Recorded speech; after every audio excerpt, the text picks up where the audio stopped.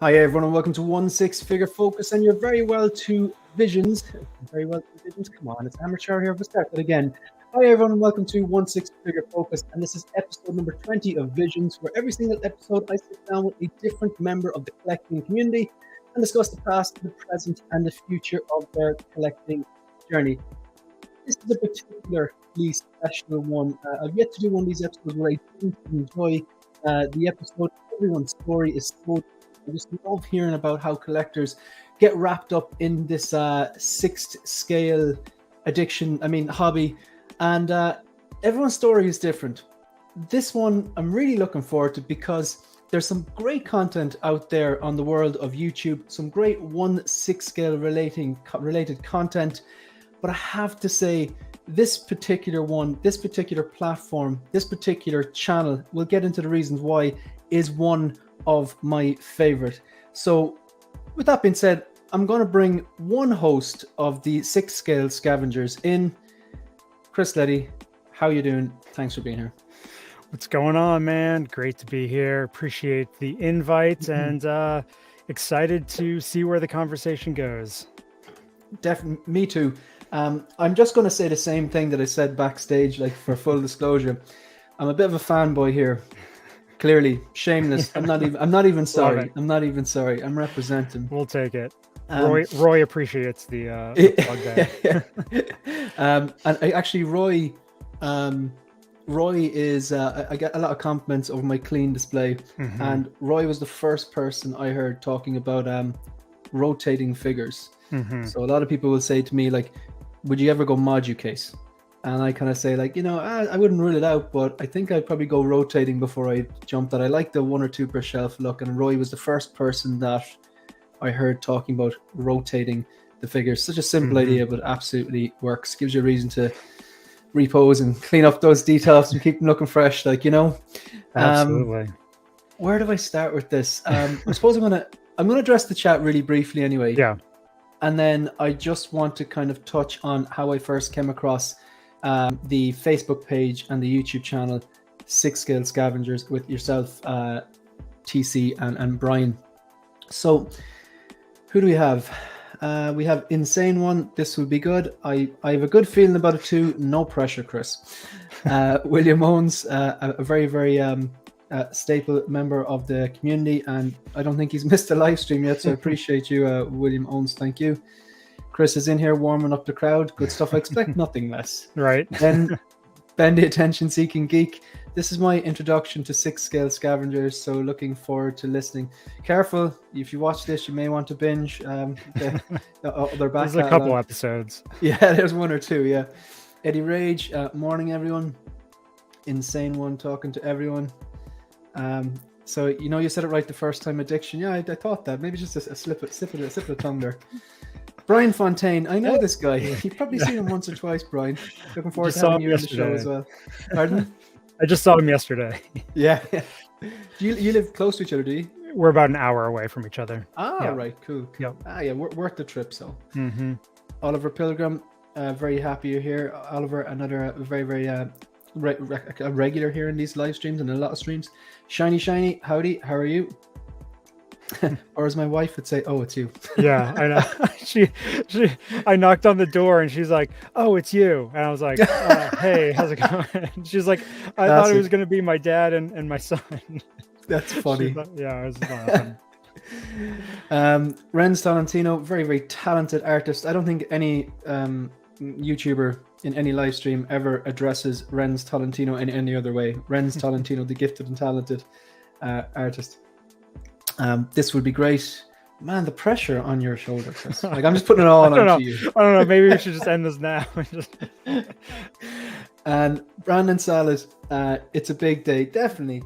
I'm actually delighted to have Chris here. So I'm just going to go through a very brief bit of housekeeping, and then I'll explain just how I came across the 6 scale scavengers, and we'll get into addressing the past and present future collecting journey. So really quickly, folks, obviously hit 1,000 subs last week, and thank you very much for anyone who's clicked that subscribe button.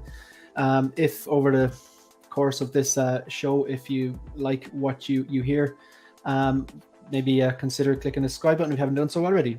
So as part of monetize now, naturally YouTube gives a revenue for ad plays and super chats and super stickers and super thanks. I made the decision long before I hit 1,000 that if I ever did hit 1,000 and I was blessed with super chats or any of that kind of stuff, no one has to do that, but if I was blessed with them, I would donate all the revenue from the YouTube channel from August 1st to December 31st to a charity in Ireland. So the plan is basically to leave it all sit there. If people are generous enough, no one is obliged or obligated to. I do this because I love it. But if people do, all of that money is just going to be left there until January 1st, when I'll tot up the total and I'll do a live stream announcing how much we as a collecting community have raised for. It'll be the Temple Street Hospital in Dublin. It's a children's hospital. I'm not a registered charity. This is basically an honor code. You have my word that all of that is going to go to that cause.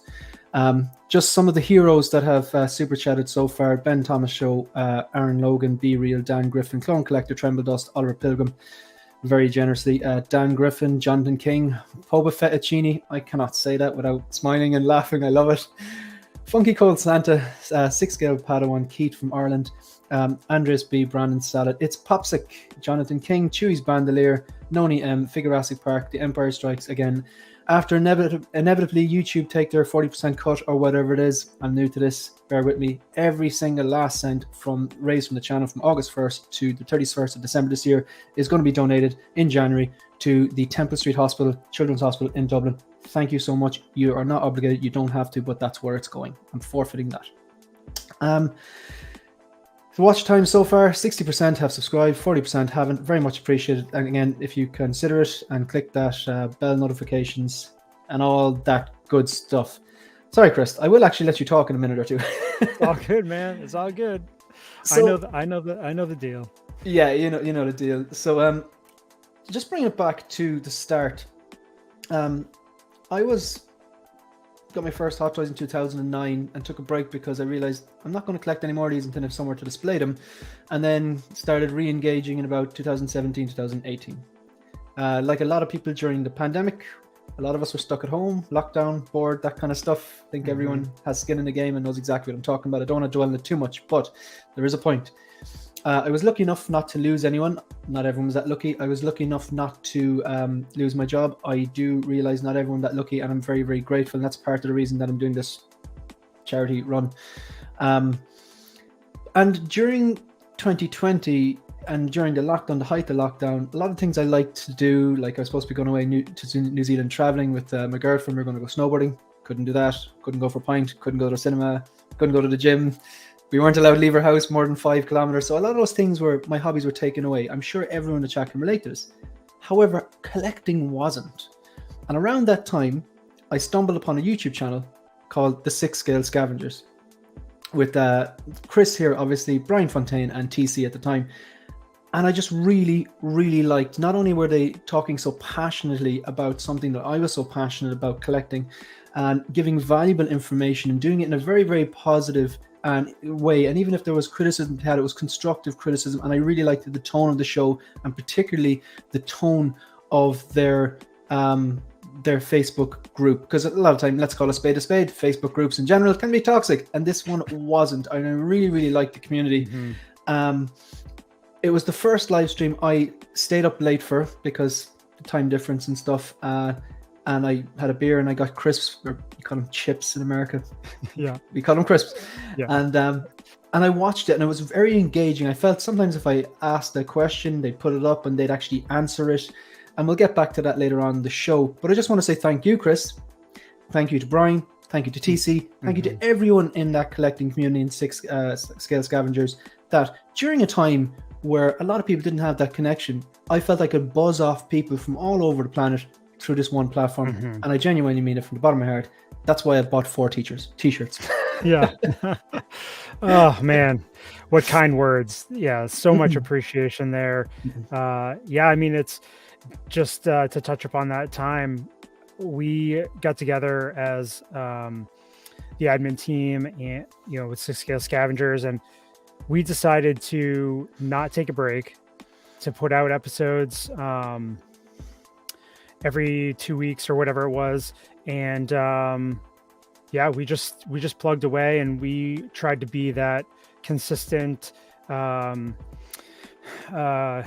getaway or kind of release for collectors, and just try to continue to provide that collector community that so many people were lacking, especially being in shutdown, lockdown. And so yeah, we felt that was important for us as the host of the show, but also big parts of the community within the 6 scale area. So yeah, we appreciate your jumping on board and taking in what we had put out there. And it worked out pretty well for a lot of people that they expressed their appreciation for us continuing on through that tough time. So yeah, man, it is 100% greatly appreciated. I kind of call a spade a spade. My mom says, I think we've all, I think a lot of mums might have said, if you can't say anything nice, don't say anything nice, don't say anything at all. Yeah. I don't really live by it religiously, but there are times where, like, put it this way, I did a review on those Sideshow clones. I didn't say much in that, but like, I call a spade, and I just genuinely think the show is not only informative, entertaining, it's like having a bunch of your mates in the room, and it was definitely at the right time. I think a lot of people very, very valued it. Yeah. Sorry, go on. No, you go on. No, go ahead. I know you've got a format. No, I don't want to go into. I think you're going to talk about like the past and like what brought upon 6-scale scavengers and stuff. But yeah, we'll get to that when you need to. I like someone who plays by the rules. Marco from 1-6 could learn a lot from you. He's in the chat here. Yeah. I'm streaming later. We always give each other digs. I know. Marco's awesome.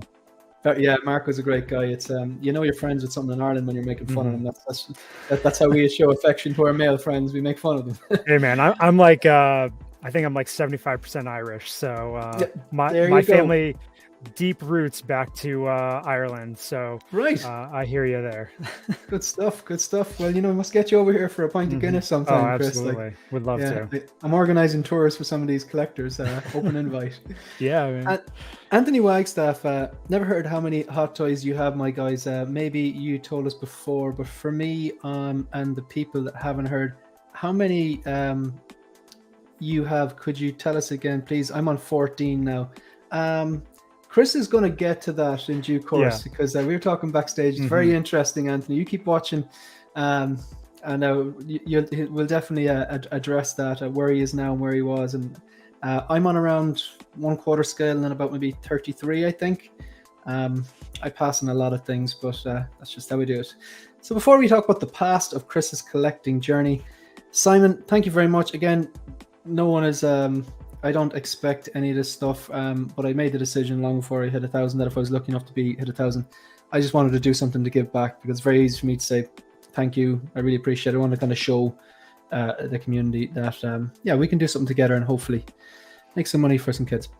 So great guest today. The Scavengers and their podcast videos kept me busy during the lonely pandemic. This is exactly what we were touching on. Thanks, guys, and congrats on the 1K. I really appreciate Simon, and thank you for the super chat. Marco, so the abuse, I'm abusing him and he's giving me money. I know, right? It'll be a long day for him.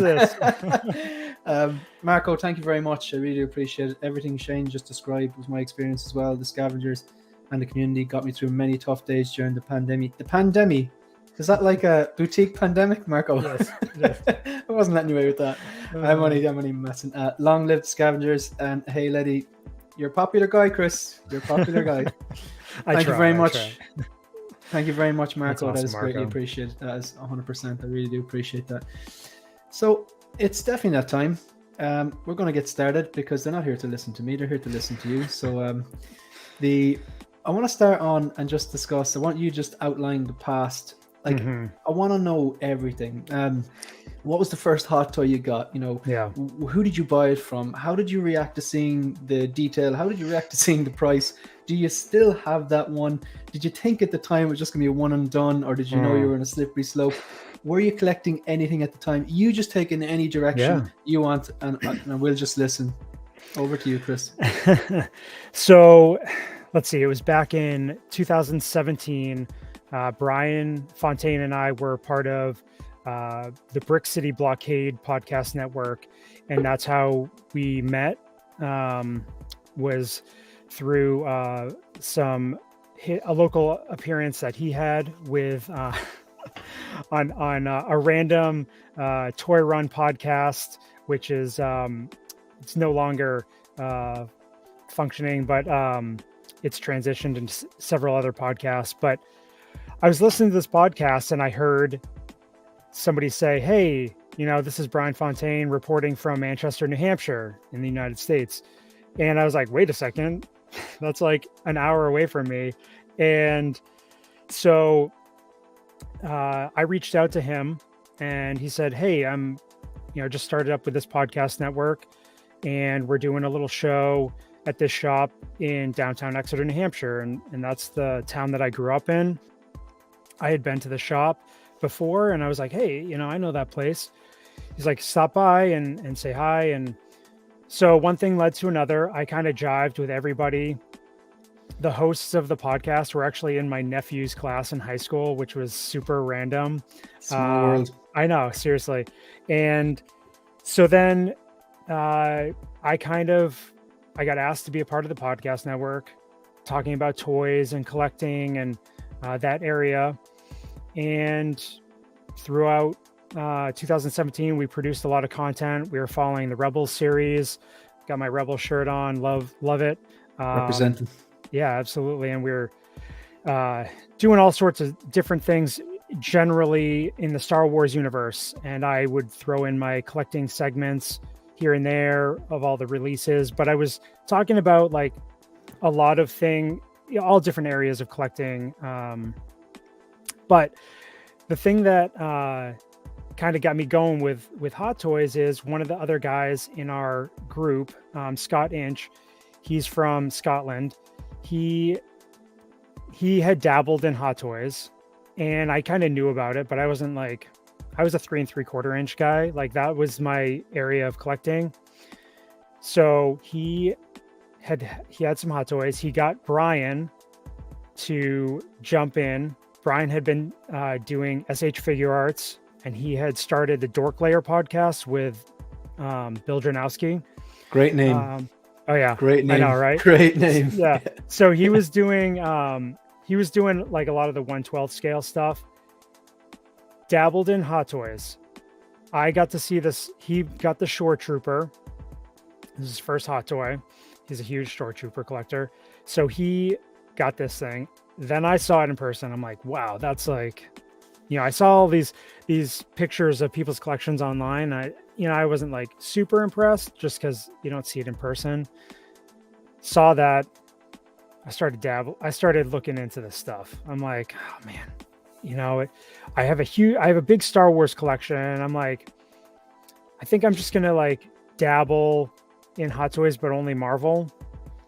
So Brian kind of, sure. Yeah, sure. Okay, buddy. Yeah, okay, fair enough. One does not simply dabble. No, they do not dabble. So he was kind of guiding me. I was telling him some of my favorite characters, and we're kind of looking at pricing. And I'm a big Black Widow, Scarlett Johansson fan. So he was like, "Hey, man, some of the Black Widow, Winter Soldier figures are pretty reasonably priced right now." So he facilitated a purchase of it was an open box Black Widow, but had never been displayed, nothing like that. So him and I was working at a hospital near where he lives, and he like meets me in the parking lot, and he like hands me a box, and it's like we're doing this deal. Doesn't sound sketchy at all. No, it's not sketchy at all. What are these guys doing? So then I finally got home. I opened up. I'm like, oh my God, this is crazy. At the time, that was early 2018. And that figure had been out for, I think, a year and a half or so. But like just the the likeness and the detail and everything just hooked me. And it didn't take long, and I was hunting. I was trying to find every deal that I could. So I bought a lot of like secondary characters that could, I was trying to target stuff under $200, and I was finding a lot of really good deals at that time. And then, so Brian and I were still doing stuff with the Brick City Blockade Podcast Network, and we're like, man, we're talking about a lot of stuff that we're not, we're kind of forcing it. Like, I'm not into all these other areas of collecting. Like, we started, discussing like, what, is there something that we could do, by ourselves collecting wise? And Brian decided to pass the reins, the co-hosting reins from the Dork Layer, kind of getting out of SH Figure Arts, to Chris Marino, who's still co-hosting there now. And we decided to start brainstorming and coming up with a game plan, figuring out names that we could do, and we're like, all right, let's just do Hot Toys. Let's do 1/6 scale collecting. There was nobody. Like, I mean, maybe there was a couple people that were, there was no podcasts doing 1/6 scale. And at the time, we were just going to do audio. I think it was for almost a year, almost a full year. We did strictly audio. Wow. And yeah, so Brian and I just continued to build on what our objectives were, what we wanted it to be. And finally I think it was July or it was July of 2018, at the end of the month, we recorded, and then we released it in August, I think, early August. And Brian's main thing was he had been involved with podcasting for quite some time. He was involved with fantasy football for, American NFL football. So he had been podcasting for quite some time, and he had the skill set for recording and ripping audio and editing. So that's what he brought to the table. I mean, I guess, as you said, I guess I'm the storyteller. Like, I just, provide. And TC was the eye candy. Like, he was the eye candy. So, when he came along, and everyone had a role. Yes, exactly. So anyway, throughout that first part of 2018, I just started building my collection, and I was strictly Marvel. I was just trying to fill in my gaps. I wanted the Avengers. I love secondary characters and tertiary characters. And so I was targeting a lot of those figures. And so that way I had a decent collection going on, and he had a decent collection going on when we first started. And our format was talking about the news, talking about, releases, and then we were going to have like collection pickups, and then a feature figure review every episode. And that was kind of our shtick. And yeah, so, we were kind of doing that under Brick City Blockade for, I think it was like the first 3 or 4 months, just because they had a platform.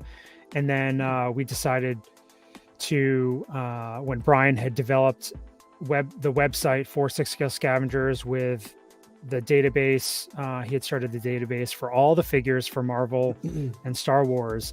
We kind of leaped, which is a massive body of work, I would imagine. I know. Yeah, we'll get to that. It's a tough one.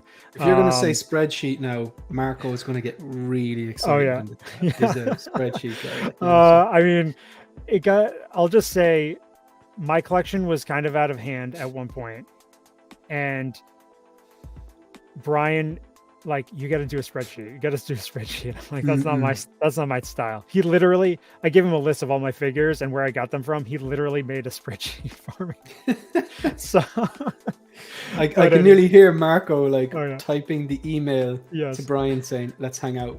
Yeah, totally. I mean, that's Brian is he's very organized, and that's one of the great traits that he has, and he still does it today with other areas of collecting. But anyway, so it just evolved. The podcast evolved. We started the Facebook group, 6 Scale Scavengers Collectors, and we just our main focuses were Brian really wanted a quality audio podcast. He wanted so that way we're the small little podcast, but we wanted the production to be there. Brian will attest to the amount of editing he used to have to do every episode because of my ums and ahs and but he's that was a big thing for us. And being one of the only podcasts at the time, it was Justin's collection. He started a podcast within about a month of us coming out, so that was kind of very coincidental. And it was just like we wanted to provide something, a community aspect. We wanted to, like you were saying, we wanted to make it as though people were feeling like they were just hanging out listening to their friends talk. That's exactly the vibe I got, I think, at the right time. And I just want to reiterate, I was in a position where I hadn't lost my job. I was very lucky, and I'm eternally grateful. I hadn't lost any loved ones, but I still recognize there are people out there who did, and they're probably listening to the podcast, and it meant so much more to them even, so it's just kind of like that bit of a moment of clarity or something going, this is a lot of fun and at the right time. Yeah. And it was amazing to us, going back to that time during the pandemic. We had a lot of people message us and they're like, oh, I just found your show.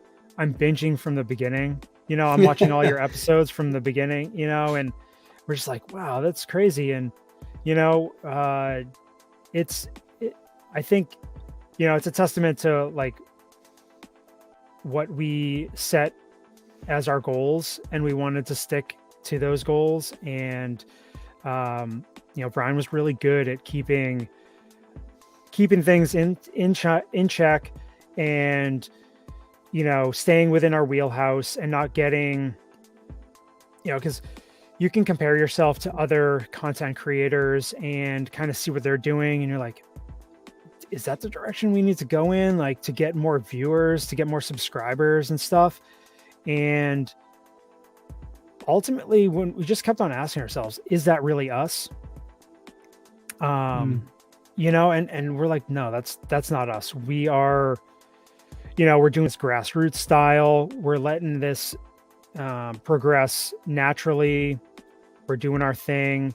If it's not for somebody, then so be it. We're not going to try to please everybody. And you're never going to. No, you're not. Any walk of life. No, you're never. It's kind of like, I don't know, is that movie? This is probably a terrible analogy, but that Kevin Costner movie, The Field. If you build it, they will come. If you put out your stall, this is what I'm about.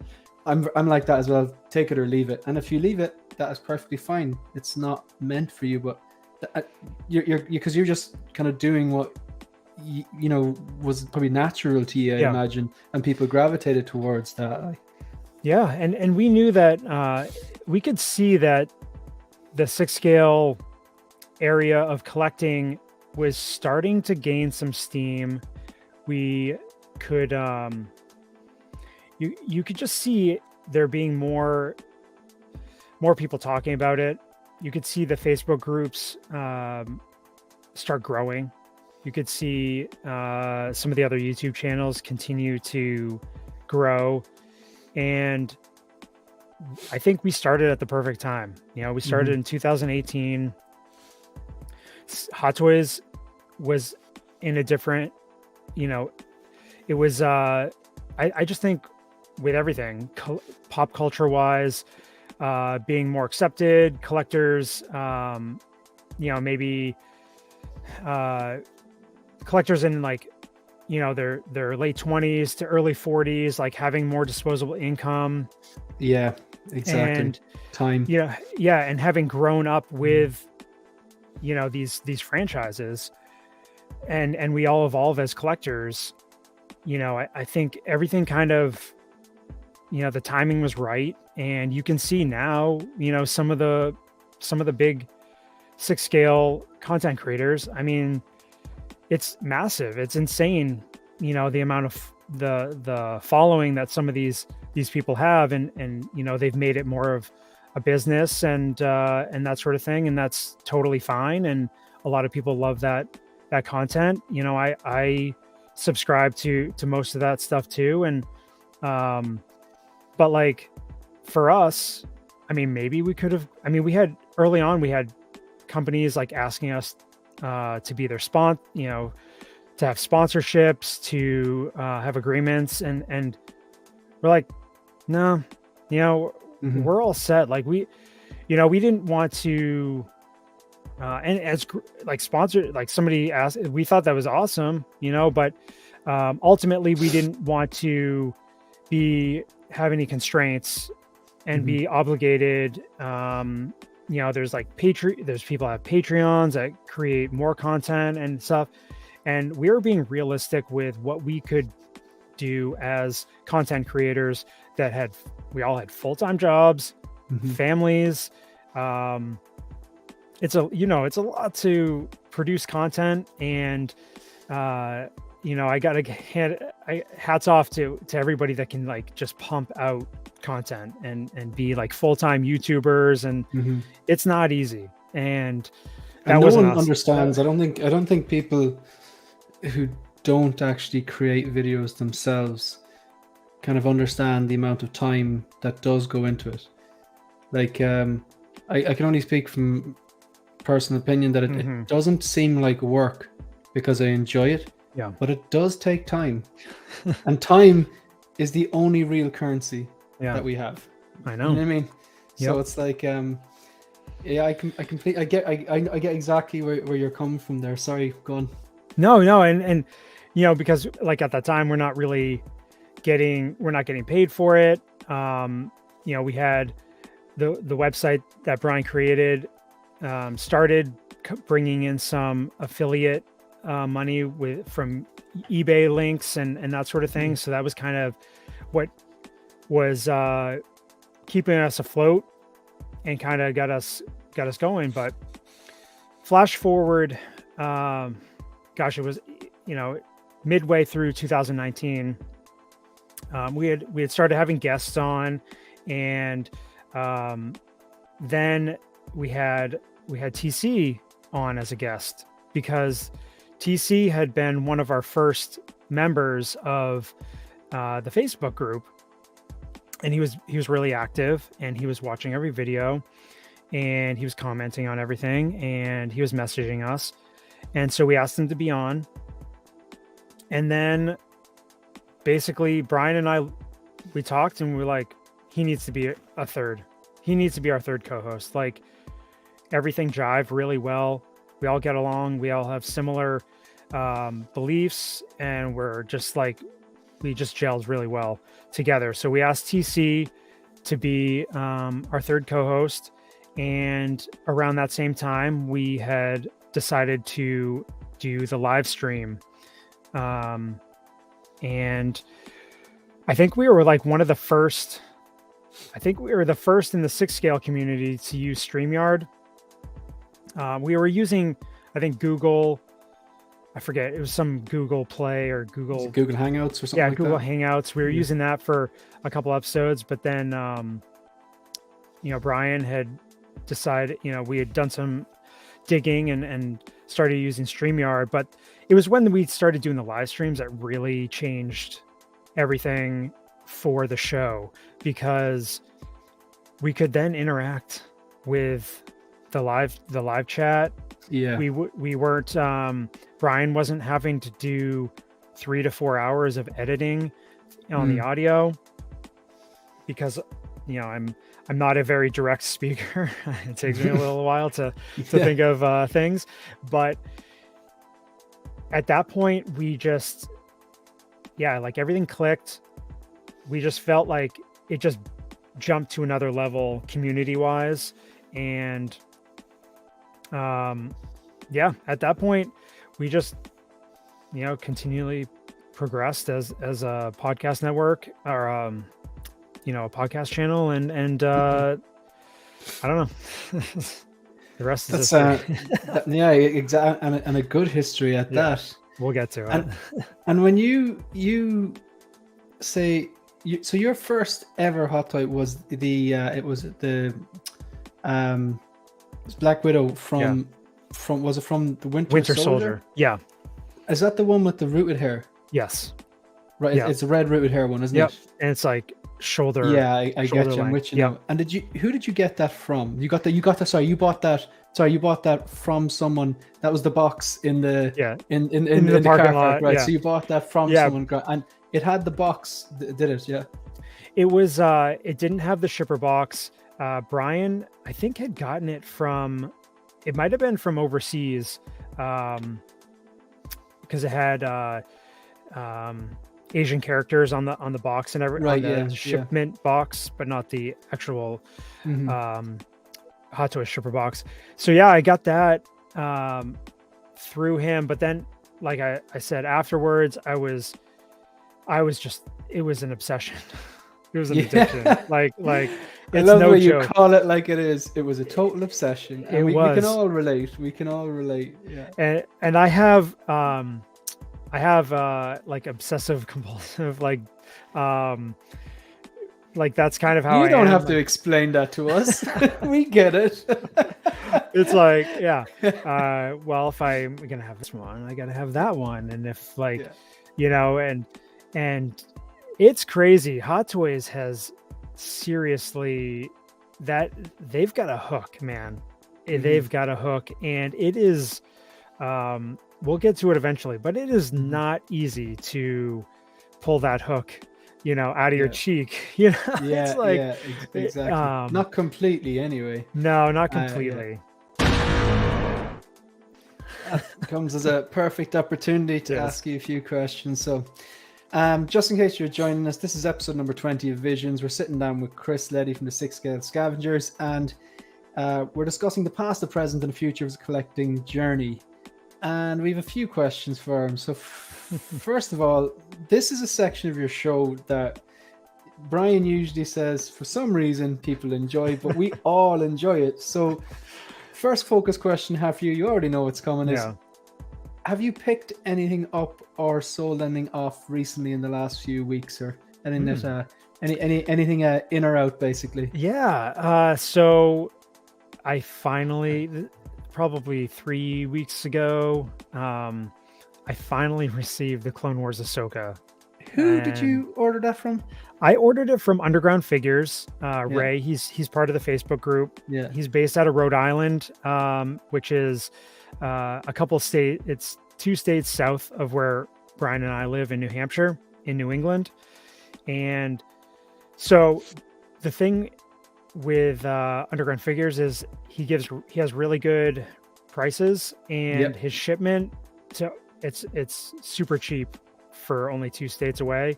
But the problem is he's a small retailer, and everything he orders comes through Sideshow.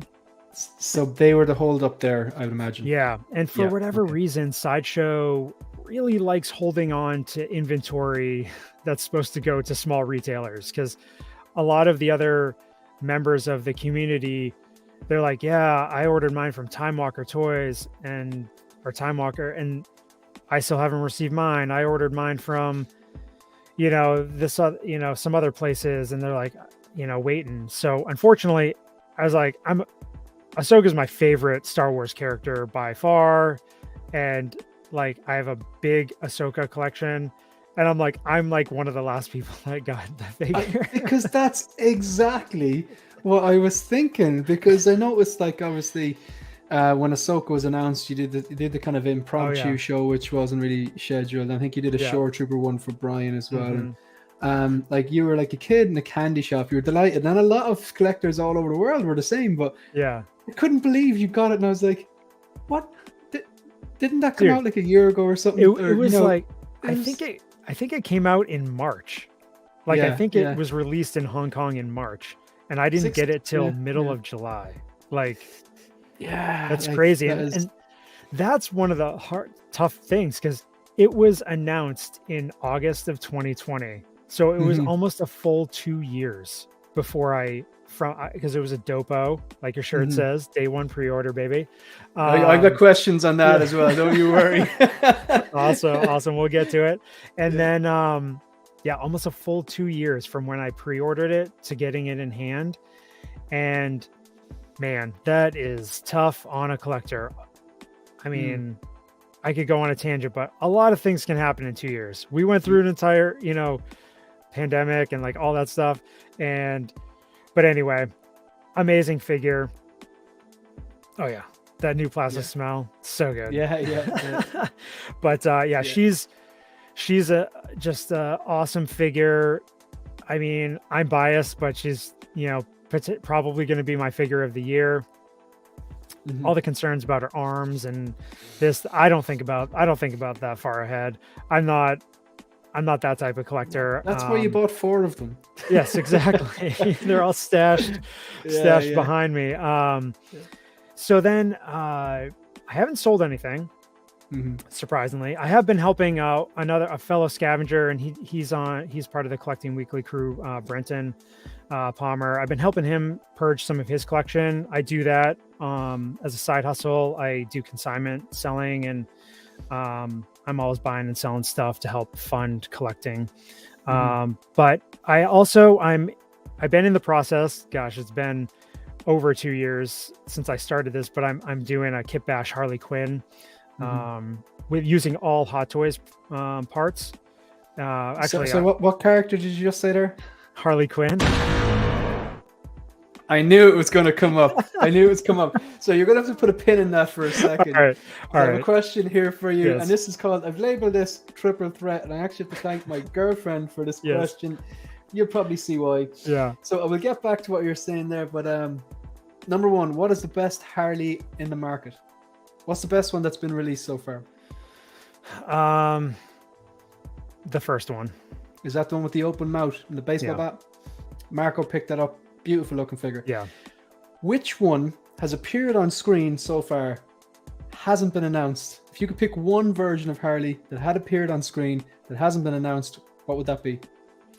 Her at the beginning of Suicide Squad 2 with the black and leather outfit with the bazooka. That's the one I want. I thought you were going to say the red dress, but I mean, man, Spanner in works. Well, I know it's there's one or two customizers out there that have come up with an epic custom. I don't even want to know how much it would cost. You know, but it's a I know. I'm afraid if I got that's fair enough. You've answered it. That's fair enough. I like the way you didn't go for the obvious answer. You tricked me up. I thought I knew you. And the third part of that triple trap question is Lady Gaga. Give me your thoughts. I know, all right. By the way, anyone, we're not talking about Lady Gaga in general. No. We're just in case you don't know, Joker 2, Joaquin Phoenix and Todd, I remember his second name, has been announced, and Lady Gaga is confirmed to play Harley Quinn. So what do you think? Yeah. I love Lady Gaga's music. So, and I think some of her acting roles, like she's nailed it. I don't know, like I'll give it a shot. I told my wife this morning that it's going to be a musical, and she's like, that's got to be a typo, like that's got to be a joke, right? And I'm like, it's announced that it's going to be a musical, slight departure. So I'm intrigued, but these days Warner Brothers and DC, the movie part of it's some questionable decisions, but very much so. I actually think this could be a Ledger Joker situation when everyone goes, who's playing the Joker? And it turns out good. because I completely agree with you. I had Yeah. no interest in Lady Gaga until I watched A Star Is Born, and she Oof. blew me away. Yeah. Her singing, her acting, Mhm. the fact that she was stripped back, she wasn't dressed up in a meat dress, she Yep. was actually a person underneath all the crazy makeup, Yep. just a normal, good-looking girl who can Yep.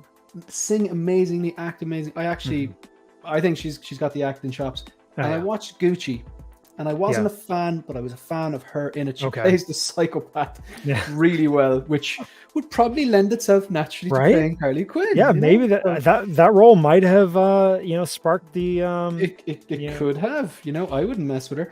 But No. thanks for playing my reindeer games. Yeah. So you were in the middle, you mentioned Harley Quinn, and you were talking about, Yeah. I think, selling consignments. Sorry, continue on.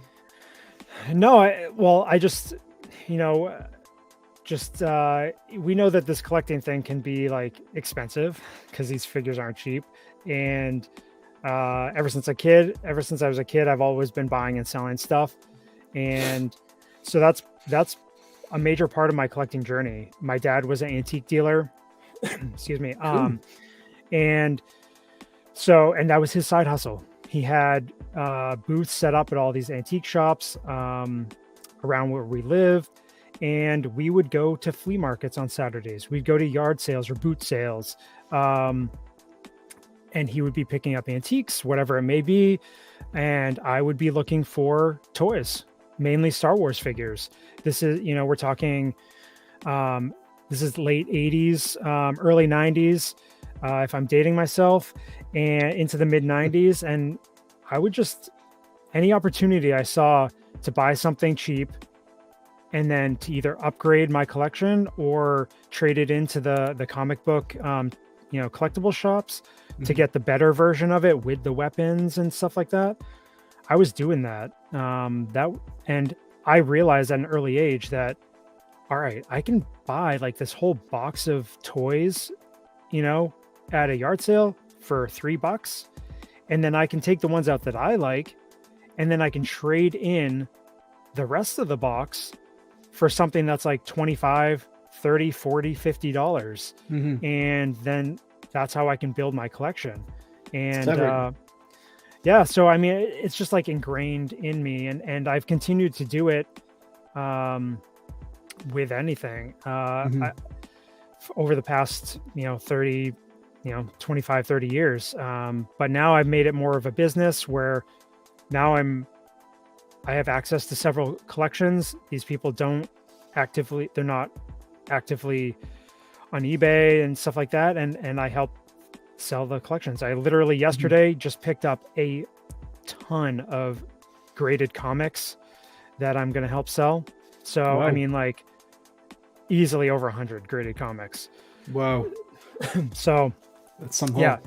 So it's those types of things that have helped me be able to amass a collection that I have. And yeah, I mean, that's kind of, it's important to find these ways to not stretch yourself financially, because, these rabbit holes and these addictions that we can go down can get crazy financially if you don't kind of keep things in check. So that is, no truer word has ever been spoken. Just want to address this question here by It's Firmage. Yes. Is there any one figure you regret letting go the most? And if so, if you managed to get it back, this is definitely directed at you. I tend not to sell. I've only sold 4. Yep.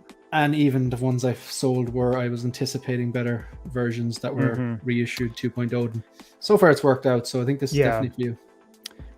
Yeah, I've sold a lot of figures. Yeah, I mean, there's probably at this point right now, well, before this latest Darth Vader was announced with from Kenobi, I had regretted selling the Rogue One Vader. That was probably because I was like, shoot, I don't have a Vader in my collection. So that's one figure that I do regret selling. I also kind of regretted selling Iron Man Mark 6 because I really like that figure. But this one here? Yes. Sorry. So it's the only figure that would come at me if the house is on fire. Yeah. So I do, but I sold it to TC, and but it's, it's one that, if they do a reissue or something, it might come back in the collection, but they will. Yeah. I think they will. You saw that quarter scale, and I think a lot of people went, quarter scale? Yeah. You know, that one they teased, the battle damage. I think it looks amazing. But Oh, yeah. again, I just love battle damage, but yeah, it looks so good. Just going to catch up on some of these chats, because otherwise I'll have to dig myself out of them later on. But it's great that people are chatting. I blame Letty and SSE for getting me to order Ahsoka and Rex. No regrets. So would that be 6 scale scavengers or no 6 scale economist? Yeah, that guy. I love that guy, but he's not making videos anymore. No, he's been MIA for a while. He did message. I know he's alive. I joked that he was no longer with us, just messing around a while back. But he did message me. He went to Celebration in Anaheim, and he had picked up good stuff. He had picked up some Ahsoka prints and stuff like that. So he's nice. He just took a backseat to the content. Yep. I might harass him the way I harassed you for the last 2 weeks and see if he'll actually come back in and do one of these shows. Like, you never know. Come on, man. Come on. You know you want to get back in the game. Get back in the game. Just an hour or two. Thank you, Lael, the 1/6 scale man. Lael, the 1/6 scale man was the first live stream I ever appeared on Figure Flex Friday. And now kind of one of the co-hosts on Collector's Lounge on Sundays on his channel. Thanks very much, Lael, and we'll see you tomorrow, definitely. Thanks for tuning in. Insane one. I'm debating ordering now, but I honestly don't need the extra. It'd be nice to. I think I missed the start of that conversation. Pass on Wolverine, but that Peacemaker does look incredible. I tend to agree. Wish the Wolverine Metal Claws had swap out. Yeah, true, but I went back and rewatched Days of Future Past. That was a stupid decision, Shane, because I think I might have just enabled myself with the it's a bloody good film. And he didn't have rabbit the hole. You're spiraling down the that was just an amateur mistake. I detest musicals. Just on that, they said there'd be a musical element. So if you remember the first Joker film, there was those kind of strange impromptu dances he did, so maybe it's something like that. I could deal with that, but I do not want them breaking into song every 5 minutes after the beautiful job they did in the first film. Like, it was a proper dark film. Like, don't ruin it. Come on, folks. Come on, DC. Things are looking good. The Batman, somebody the will. Joker, things are good. Somebody will. DC will. They'll ruin. Things are looking good, though. You have everyone back on board with the Batman. You have the Joker. Just don't bottle it. But my man, you might be my brother from another mother. I completely missed the start of this conversation, so I'm going to move on. But thanks for engaging in the chat. I love when people have inter-chat. I think it's more like, I think they're the show and we're just here, So, TK199, thanks for being here. Sold and later replaced Stormtrooper Luke in Disguise, Episode 7 Kylo, and Episode 8 Crate Luke. If anyone could get SSE out of retirement, it'd be Shane. Persistent. I am persistent. This guy again. What the hell did these Irish people not sleep? But look, if you don't ask, you don't get. So we're going to move on to the present. But before we do that, sorry, Chris. Just have to do it. So. Okay, this is kind of a funny one. It's a bit tongue-in-cheek, but is Dopo still actually a thing? Would you still Dopo? Would you still Dopo after you saw something you particularly liked? Is Dopo or is there any still need, alive? You think? For me personally, it's not really a thing. But if they announce a Harley from Suicide Squad 2, either version, that's a straight Dopo for me. Because she's one of my favorite characters, and if we get another Ahsoka, I mean, those are my two characters that I would keep the Dopo alive for. But everybody that makes sense, though. Yeah, that makes sense because they're characters that mean something to you. You have the connection with. You're like, that it's like a special thing just for those. Would you stick that on a payment plan, or were you a fan of payment plans, or not, or? That's a whole other thing. I was on so many payment plans with Sideshow at one point. It was like I'm basically paying for an entire figure every month with all these defeats payment the purpose. Plans. Yeah. So I switched to just paying when it's ready to ship. Okay. Honestly, I'd rather not have that money tied up. You know, I'd rather be able to use that money for other things, whether it be other collectibles, investing, you know, dinner with my wife, you know, like that sort of thing. I've kind of gotten away from the payment plans. They're very helpful and it's a great tool if you're only ordering a figure every once in a while, but not my thing anymore. I gotcha. Yeah. I do use them, but I tend to space them out. Like, you know, if what I tend to do is if I have the option to put it on a certain day, like let's say the 25th of the month, if I have 2 or 3, I make sure they're all the 25th of the month, because I think spacing them out gives you a false sense of hope. I'd rather have it all come out in the one day and go, right, that's out, done. But I completely get what you're saying. Like, I think it's false if you've one on the 5th and one on the 15th and one on the 25th and you're getting paid once a month. It doesn't make sense. I just have them all the one day, you know, can you commit to this or not? I think it brings it down to reality. If the answer is no, don't do it. Anthony Wagstaff, thank you. Thanks you asked. Just in case you people don't know why we're doing this, because usually it happens when Chris is mid-sentence and then he has to answer what we call a focus question. So thanks for reminding me, Anthony. Focus, that's not my specialty. Focus. We got to keep you on task. Yeah, Chris. I know. So just you mentioned, we were talking backstage, and you mentioned that you had at one point X amount of figures. I know Anthony Wagstaff did actually ask about how many figures that we had, and I said mine's around 33. But like, seeing as we're in the present now, yes. Basically, Anthony, every time you hear that sound, I ask Chris a question. So now that we're onto the present of your collecting journey, would you mind maybe outlining like how many figures you've had at the peak, and then like what you did then from the peak of the maximum amount of figures you have to where you are now? So basically outline how many figures you have now, what was the peak, and like why did you sell, or what did you do? So I have 20 figures on hand right now. You can see 7 of them behind me. I've got, I think, 13 on display out of the 20. I don't have a finished basement. I have very limited display options. I've got some open shelving in my staircase coming down. I have all my prints and stuff up there. But so I'm at 20 now, and at one point, I think I had 102 figures on hand. You know, Chris,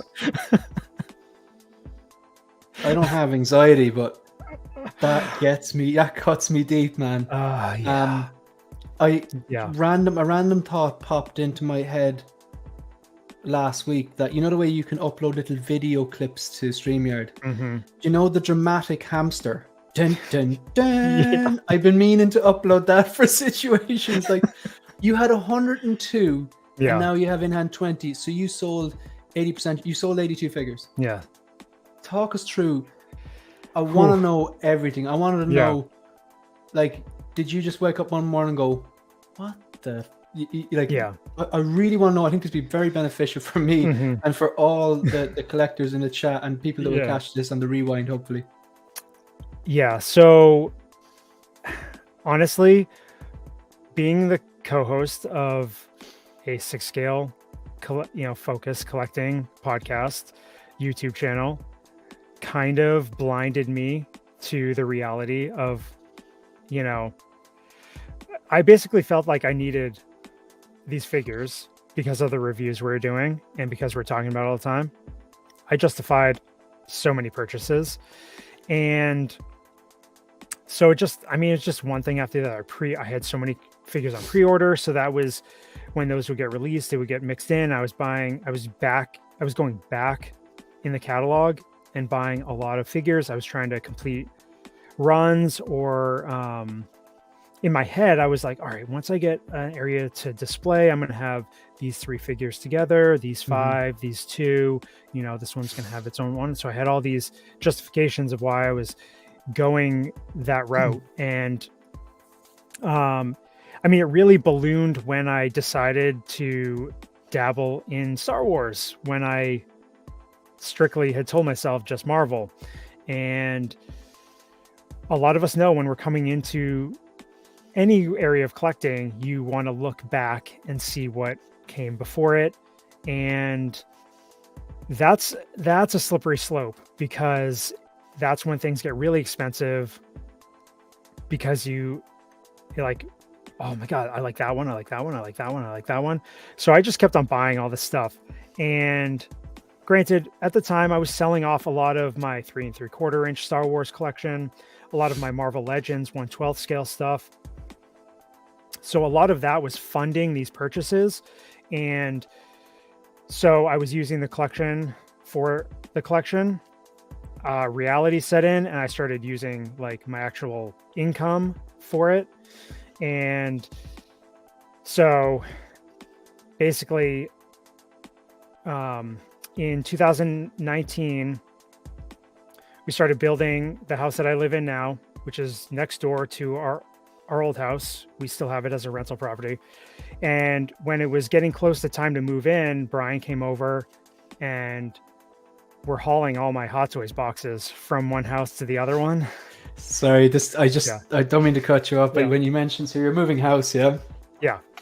So I was out with one of my best friends yesterday in Dublin for a pint, right? So we went out for a few pints of Guinness. And in this particular pub, like, they've all these funny slogans written on the wall in the bathroom, like any decent pub would. And one of them said, I want to get this right now. An old friend will help you move, but a good friend will help you move a body. so Brian is an old friend. Yes. So I wonder who the good friend is, but right. Popped into my head. He was literally the only friend that helped me move. I mean, he moved lots of bodies. They were only in 1/6 scale for him.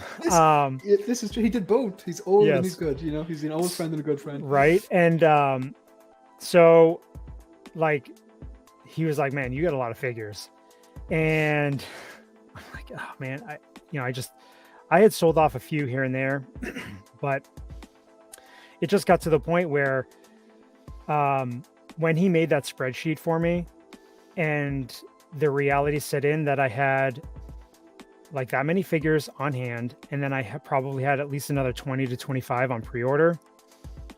I was like, and added up because I had how much I paid for it, and then we had like, when I saw that number, I basically threw up in my mouth and said, that's unacceptable.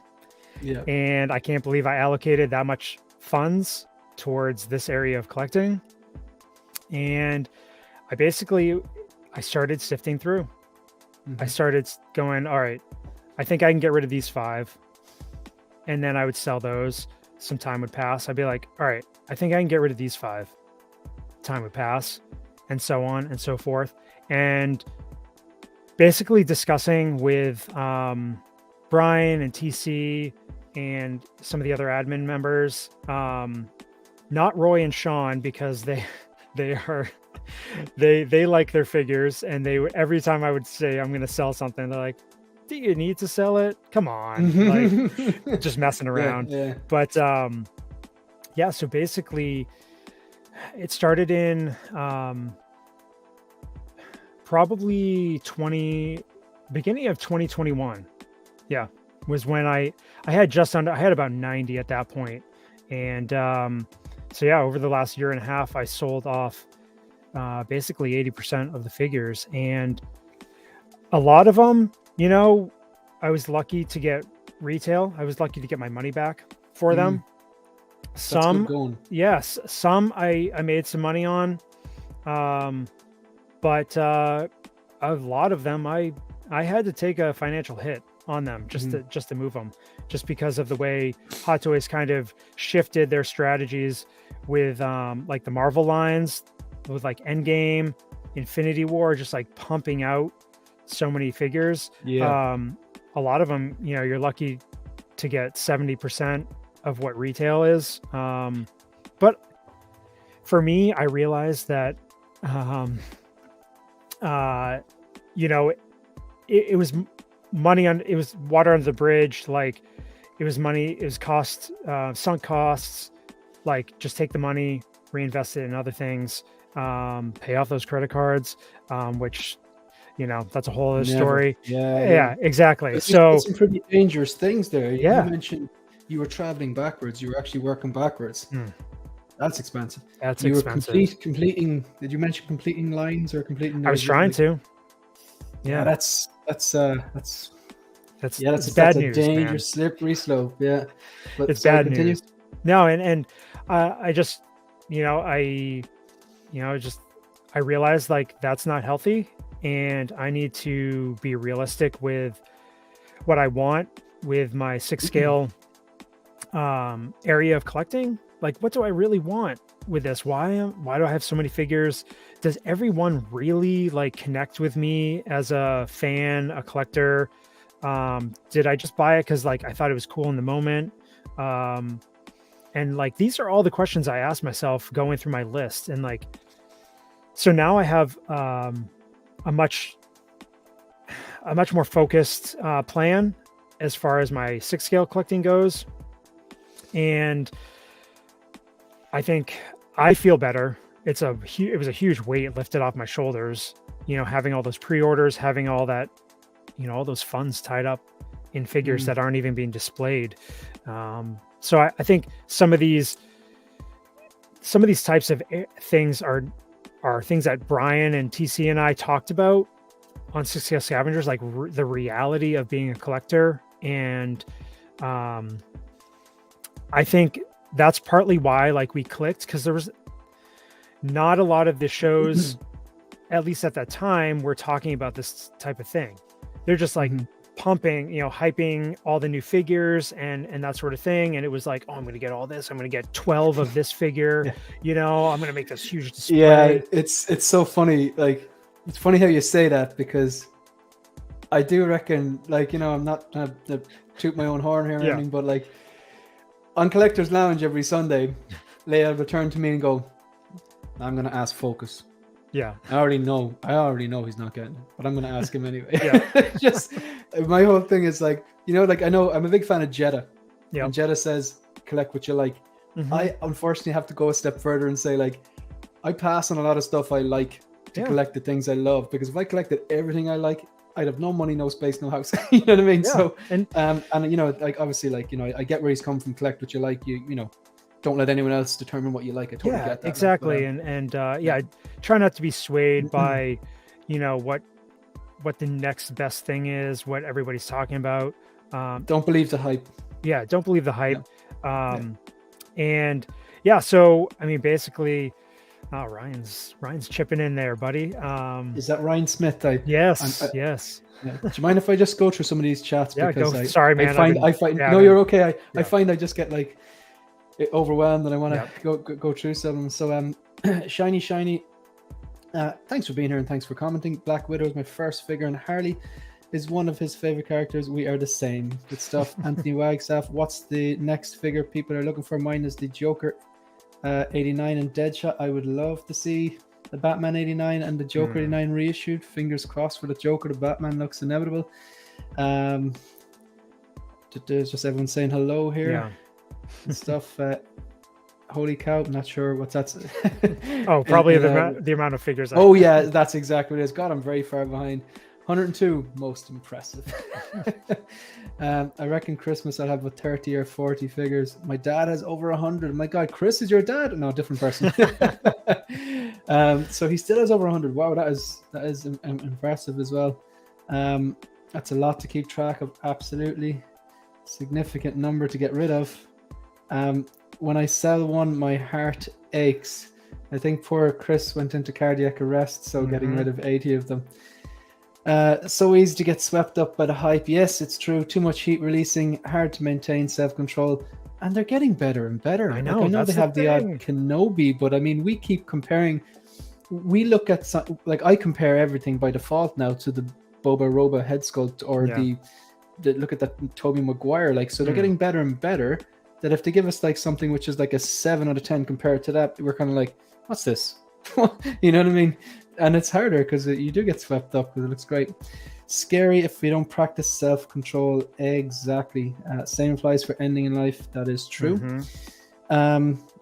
if you ever do, just make sure it means something to you or not. Make sure you aren't going to miss it. Yeah, basically, don't sell if you do love it.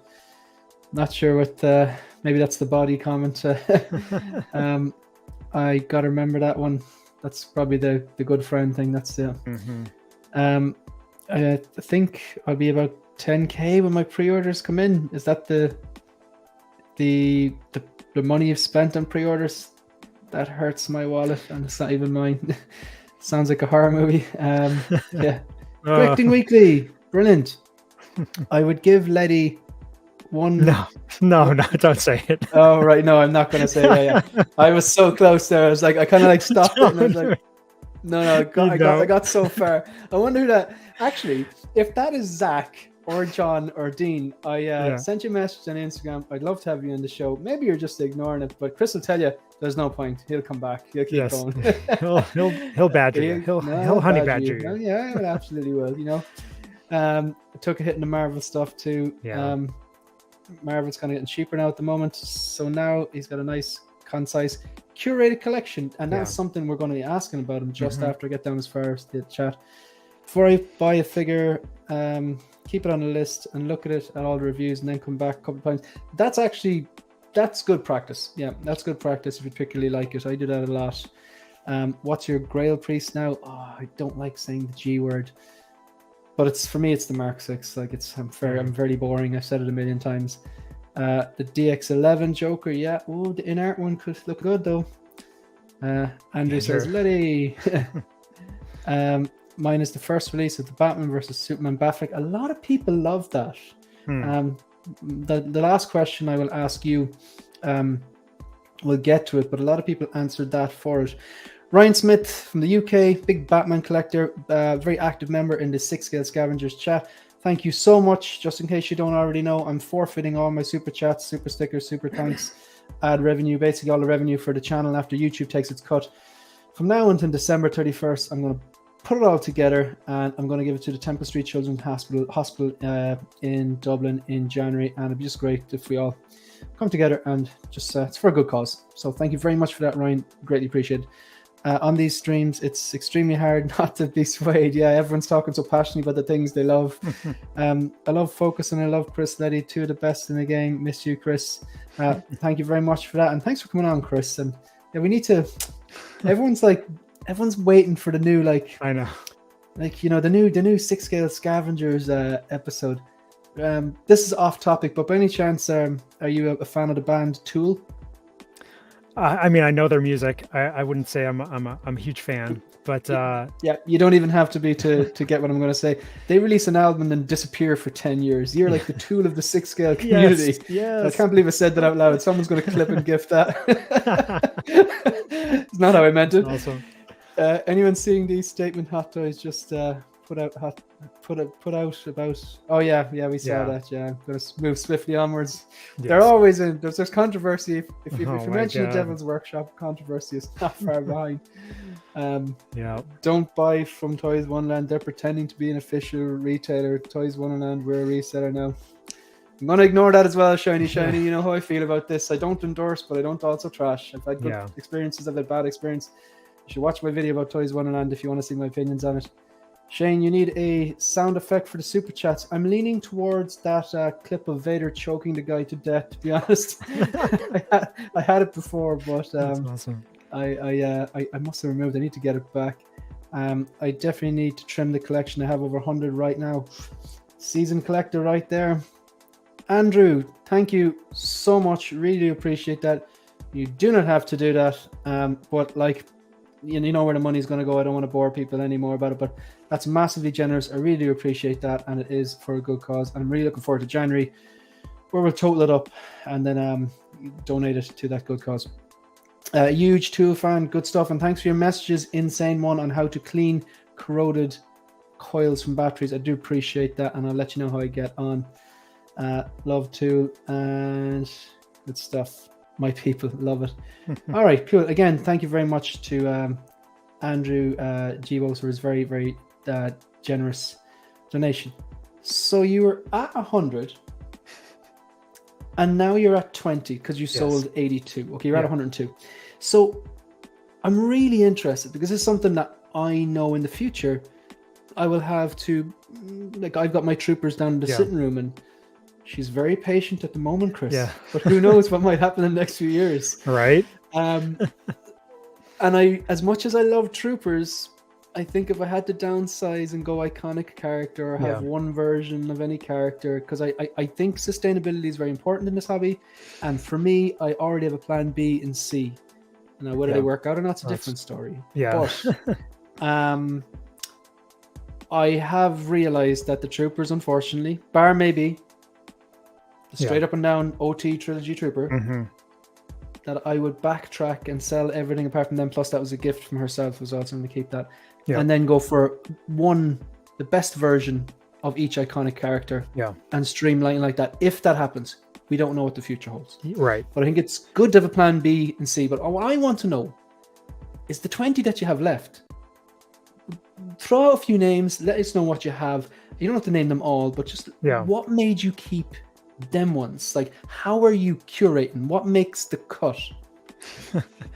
All right. So the cut right now for Star Wars is my favorite character designs for The Mandalorian. And so behind me, I've got the OG Mando. And then I've got the Baby Yoda Grogu in his pram. That's from the deluxe version. I sold the deluxe version without that from it. And I've got the armor.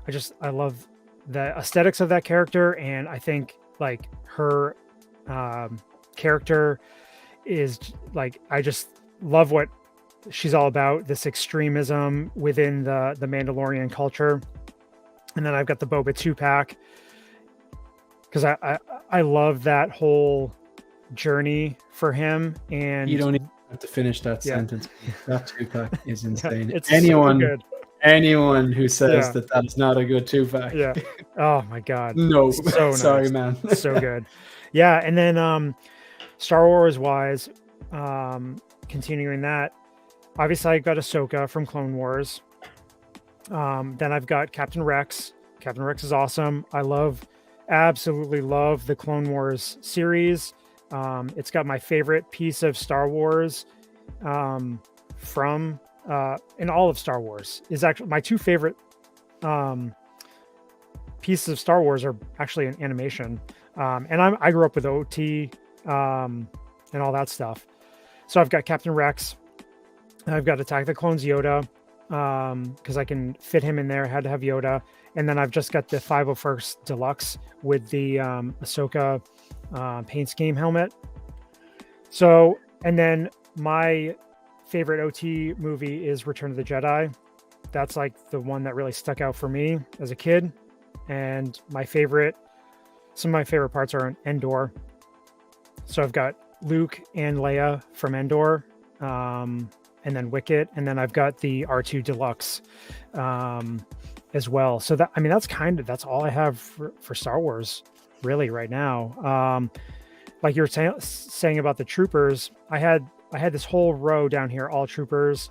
I had duplicates of a bunch, and I asked myself, they're cool designs and everything, but like they're gonna make another stormtrooper, they're gonna have other designs. That's kind of, when does it end? Yeah, when does it end? So I know that down the line I can always get another trooper. Then for Marvel, I've got the three behind me. I've got the Homecoming Deluxe Spider-Man, is my favorite Marvel character. Then I've got the 2012 version of Captain America from Endgame. Is the Spider-Man the yes. Yep, it's that one. Man, that it holds up. It's when I got my first diecast Iron Man, I think I went onto the Sideshow site in 2017. I got the Mark 6. I literally clicked the pre-order button on that, and I came across this Spider-Man, and I really liked that movie and Tom Holland's rendition.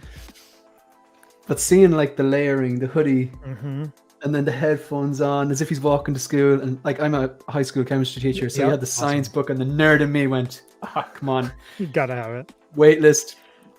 Couldn't get it. Oh, man. Big Bad Toy Store sold out. Everywhere sold out. eBay, like $1,000 was going for. It's insane. And then I just found it for $400, basically brand new on some Facebook group, shipped. And I was like, yeah, I'm willing to go backwards on that one and never look back. But that's a bloody great figure. Like. Oh, it's so good. It's my, top. It's one of my top figures, and that's why I still have it. That was one of the first figures that I pre-ordered. I think when I got into Hot Toys and stuff like that. So and then Hela from Ragnarok. That was another one of the first figures that I pre-ordered. And as we know, like, not a lot of people pre-order that figure, and that figure still commands decent money in the aftermarket, which is kind of rare these days. So I love Cate Blanchett as an actress. I love that movie. I think the aesthetic looks amazing. Had to keep it. And then I recently got the, it's like Buy Art or something, third-party head sculpt, the Unmasked head sculpt. And I've been waiting like 4 years for somebody to make a decent one. And we joked about it. That I was like, my wife came down, I was like styling the hair and like setting it on and stuff. She's like, okay. Funny. And then just turn around. Like, yeah.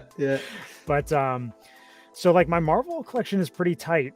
What I want the original Avengers lineup.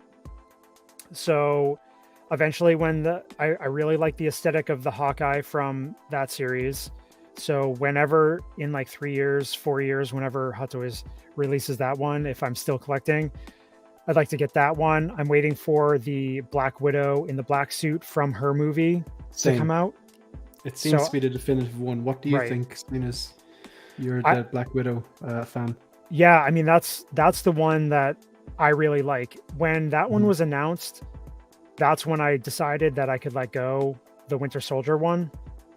Love that figure. I love the aesthetic. I love her. Like, I should say, I love her. I do. No, but, I think everyone watching it and going, everyone's watching at home going.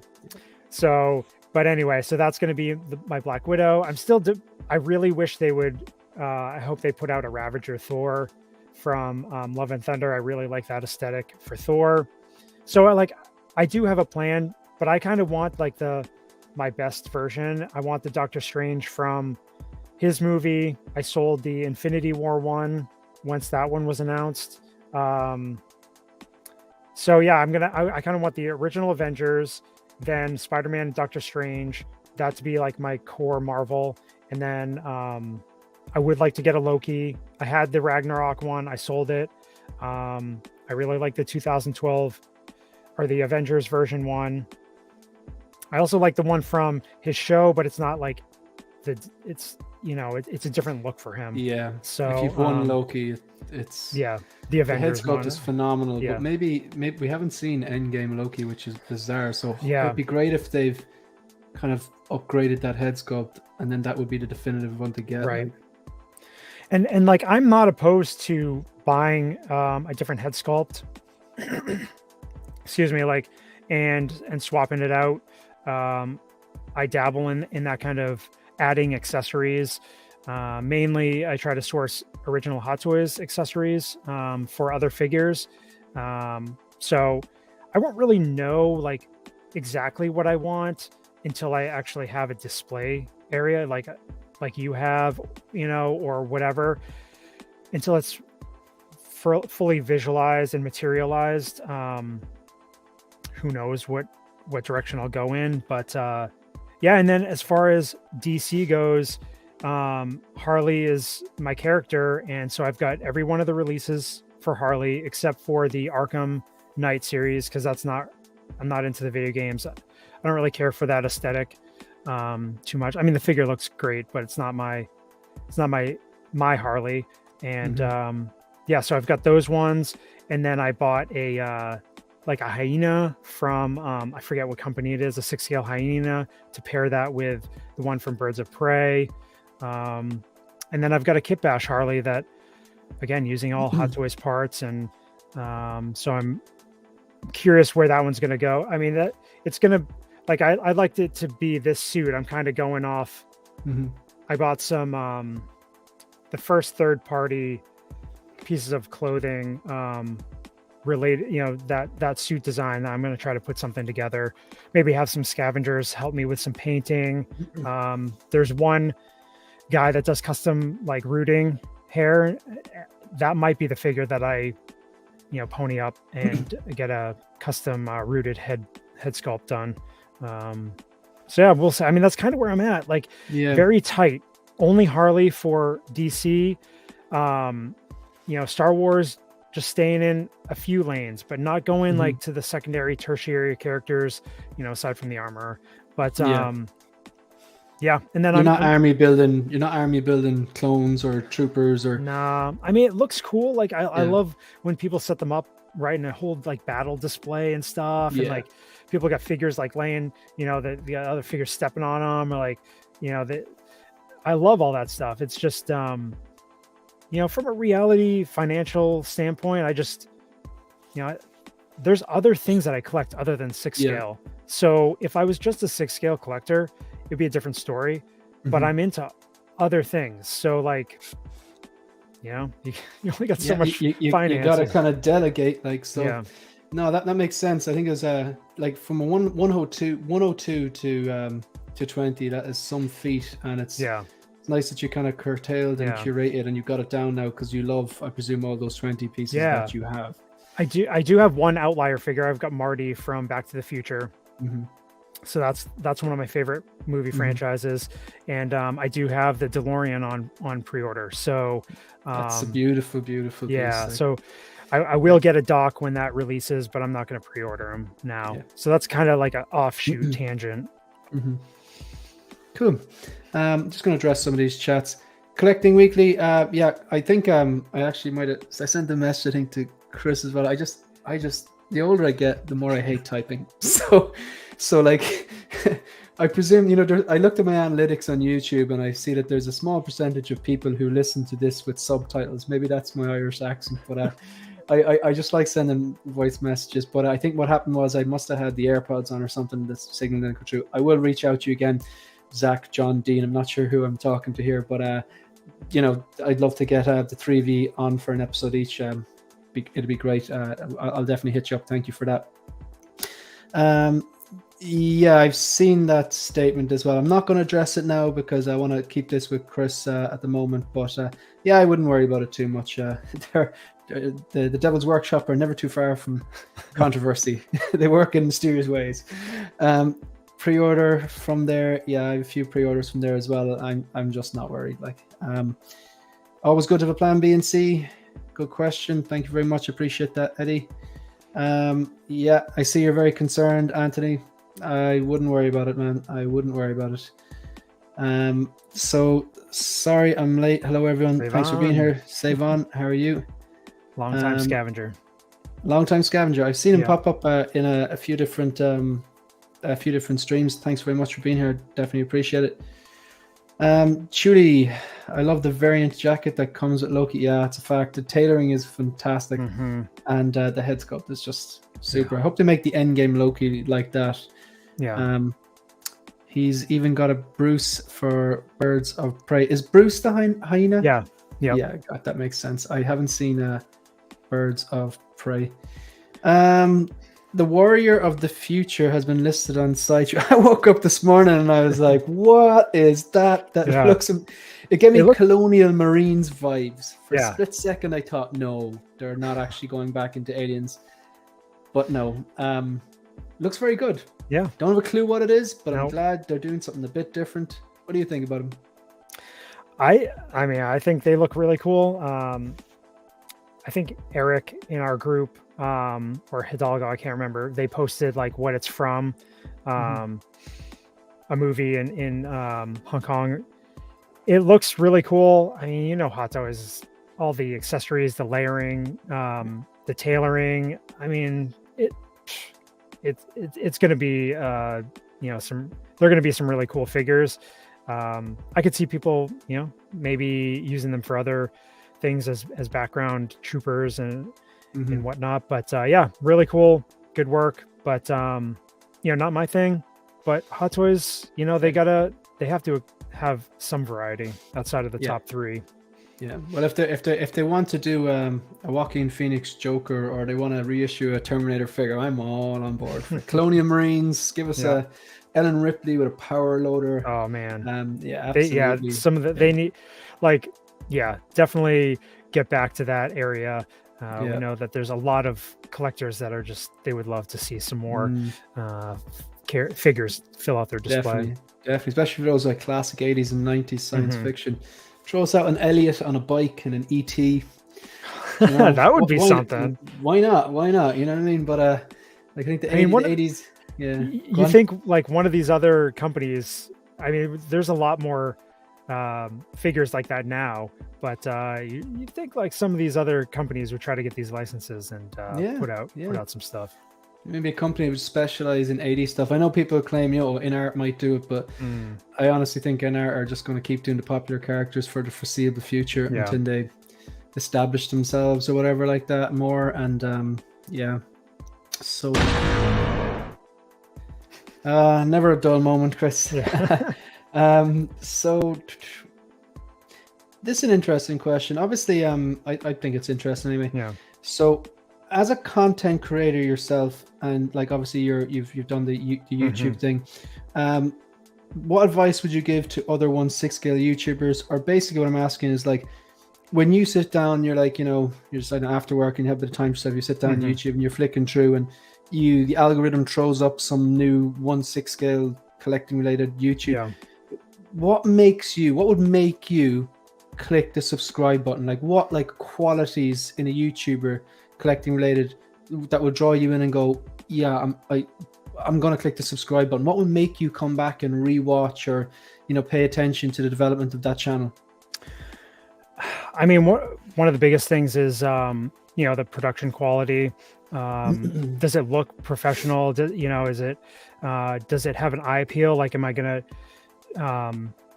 are there like 14 guests on there? Those are the ones that, like, if there's too many guests, I tend to not click on those ones.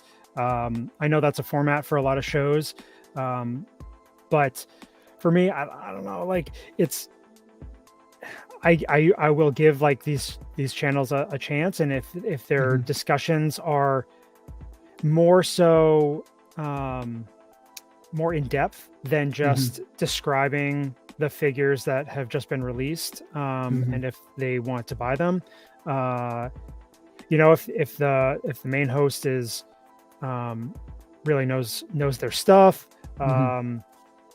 is delegating and getting everybody involved that's on the show. If it's a panel format, I mean, those are big things. Not a ton of like talking over people, and that's tough. That's a tough thing to do when you've got a panel format.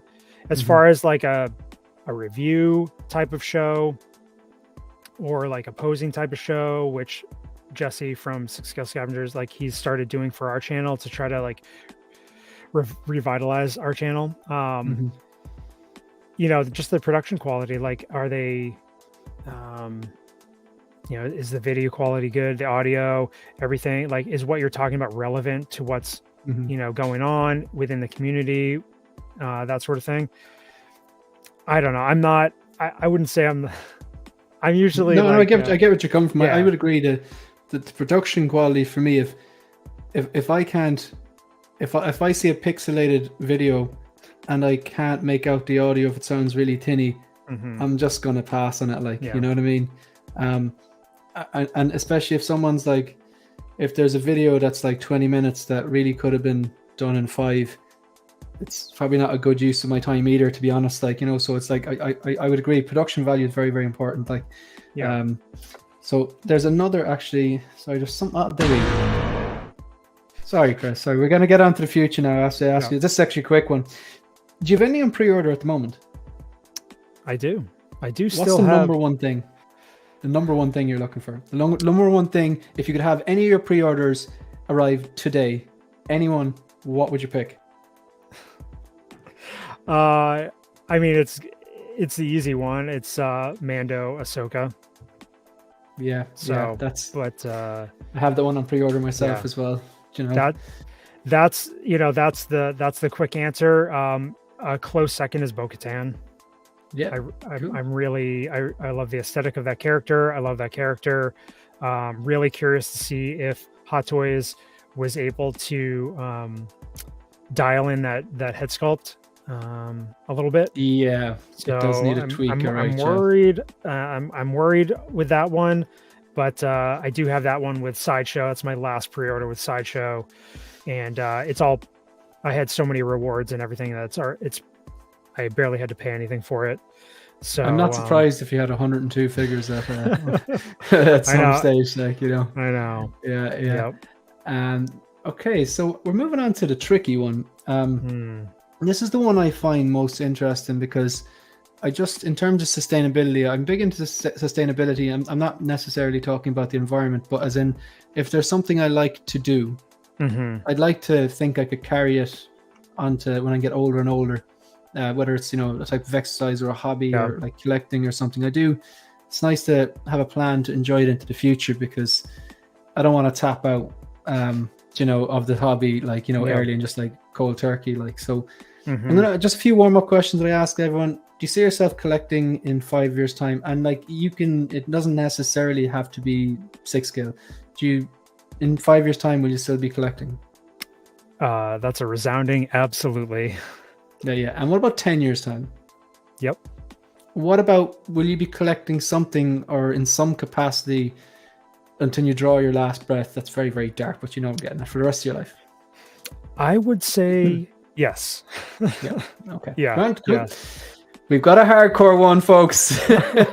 Code 9, Order 66. Okay. Yep. So tell us, like, you kind of have already started making your future of 6 scale collecting sustainable because you've already hit a situation where you had 102 and you scrutinized your collection and did a major cull down to 20. That's one of the biggest culls I've ever heard in terms of percentage and stuff. So you like that must have took a lot of like discipline on your part to get down to that. So like, do you see you're at 20, so I mean, could you downsize any more, or do you see you going, right, I'm going to have a cutoff of this amount of figures? And because I've dabbled in that before, I've been thinking, right, maybe 50 is my number. And if I want to get 51, if I want to get a new one, then something has to go. Maybe that's a way, one in, one out. If you want a new one, something's got to go. Right. So you're constantly replenishing, but increasing and curating with the same number. Because that's an idea I've thrown around. I've heard other people talk about it. Well, what about you? Like, what does the future look like for 6 scale? Yeah, because getting down to 20 has really helped me figure out that direction, like how many is realistic for my collecting. And ultimately, the space that I will have could potentially determine that.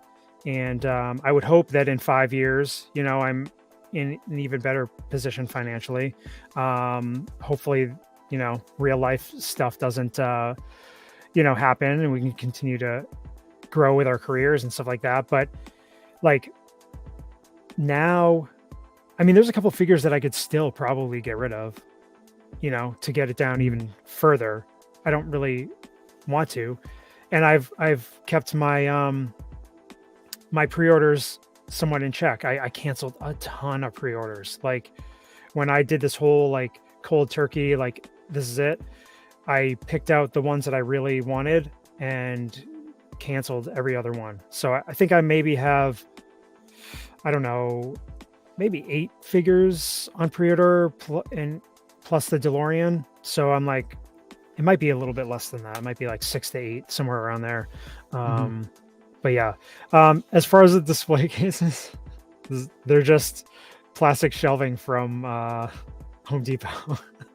From affiliate link in the description, folks. Yeah, click it. Honestly, this is for me, like I have an unfinished basement. Like this is just my backdrop, but it works. It works for what I need, just for a backdrop for the show. And I've decided not to commit to like D-tops or module cases or, Billy cases, whatever it may be. I don't want to commit to any of that stuff if I know that we're eventually going to finish off this space, and I'll have my collecting area, my recording area, TV, like it'll be my like man cave kind of thing.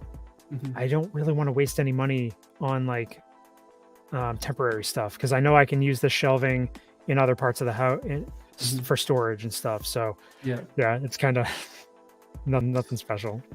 So you like, are you saying that like I know you mentioned, you touched on it there, and you touched on it before in the show, and I think I might have heard you saying at one of the episodes of Six Scale Scavengers, like your vision, like you want like kind of like a man cave type of setup, and is that in the house you're in now? Because the house you're in now is the one you built, yeah? Yes.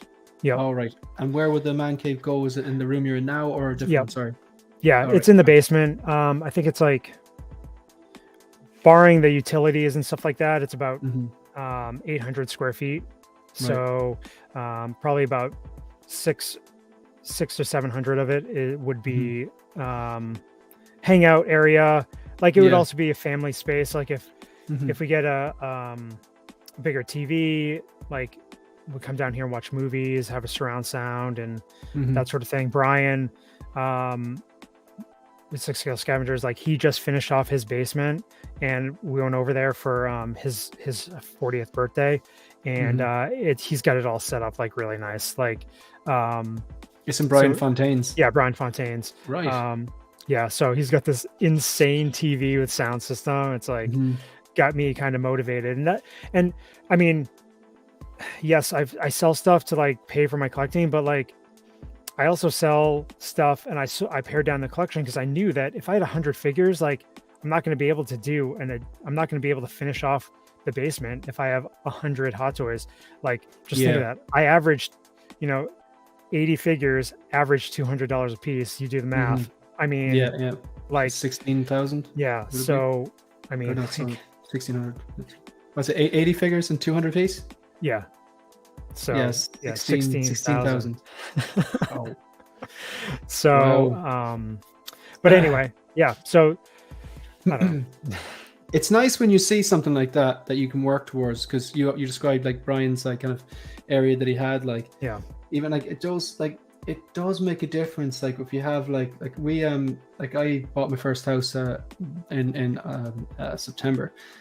And when we were going through the houses, I was kind of like looking at these houses going, we need a 4-bedroom and we need a little room that I can just accost. And sure enough, the house we're in now, this room is sitting in now is the smallest room. But the best thing was it's the only room without a built-in wardrobe. And I was like, perfect. Because I didn't want that. I wanted just a wall for this. Yep. And then the vision starts to build, because I could work from the ground up, which I know not everyone has the same like opportunity or chance to do, but it's like even little things like there's a little shelf here for graphic novels, and above it there's a lovely space for a big poster.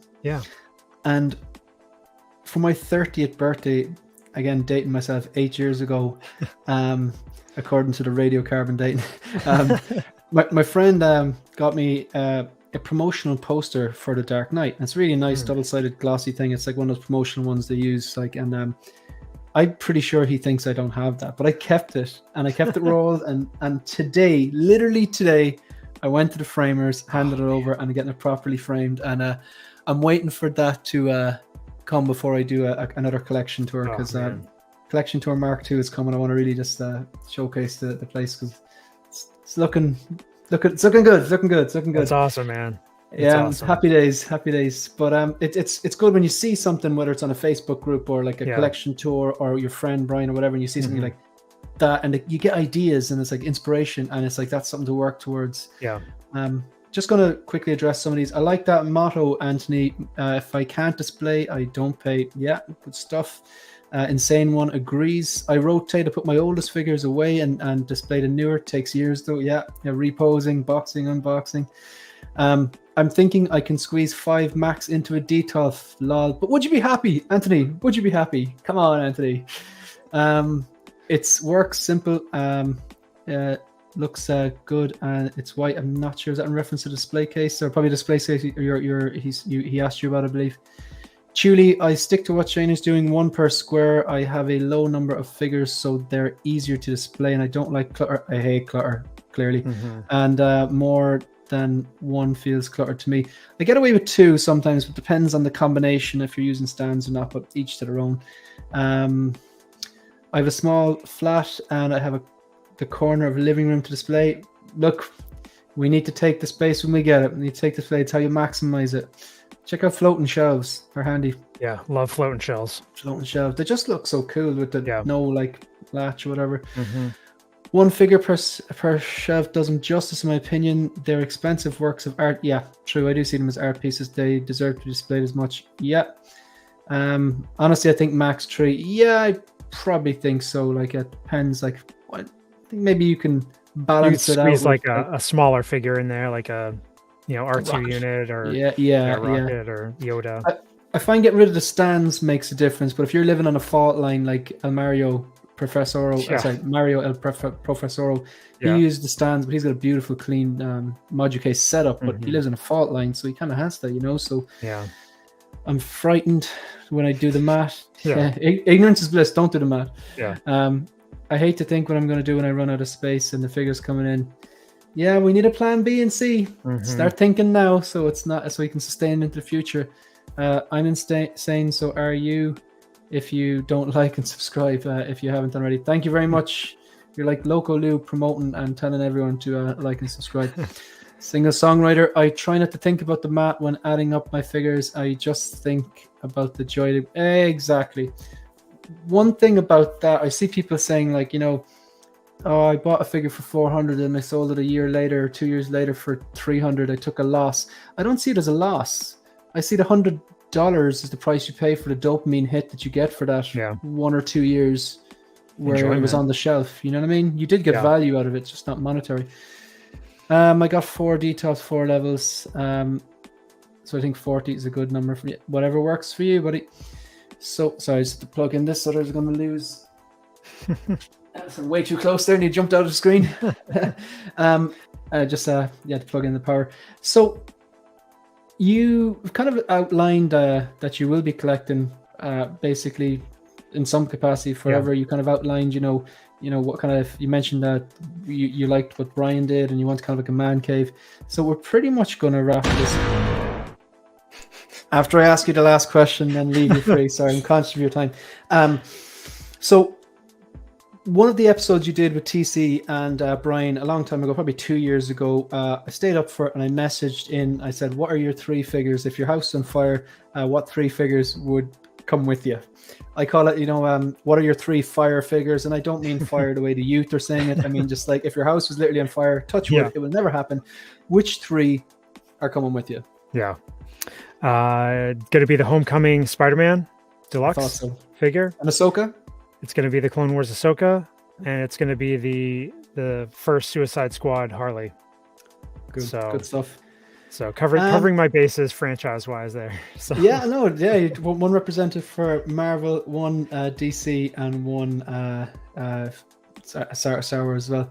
Yeah. I'm with you on the Homecoming, and then I take the Mark 6 and the battle damage Thanos. It's nearly a quarter scale, but it was a gift, so it's either that or the DX19. The DX19 might be easier to pick. Chris, it's been an absolute pleasure. Like, I really appreciate you coming on. I know I didn't give you much choice, but I really do appreciate you coming on.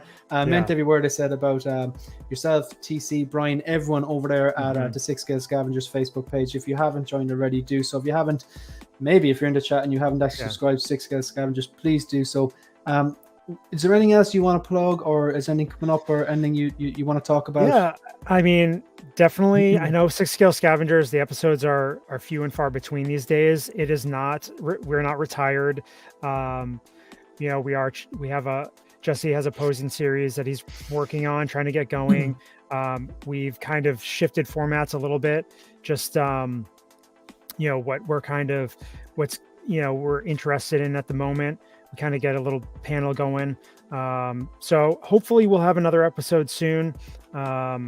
we're trying to do about once a month now, just to try to align everybody's schedules. And so yeah, just keep an eye out for that. Obviously, we have the Facebook group, really positive vibes, 6 Scale Scavengers Collectors. So if you're not part of that group, definitely answer the questions, and we'll let you in. And then on top of 6 Scale Scavengers, TC, Brian, and I, we have another podcast and YouTube channel called The Cards Formula, at The Cards Formula on Instagram. It's totally outside of pop culture collecting, but it's actually Formula One based. We're into the trading cards for that sport. We also kind of talk about some of the other trading cards we're into, Star Wars, Marvel, Pokemon, soccer, some of that stuff. So that's kind of like where our energy is mainly going right now.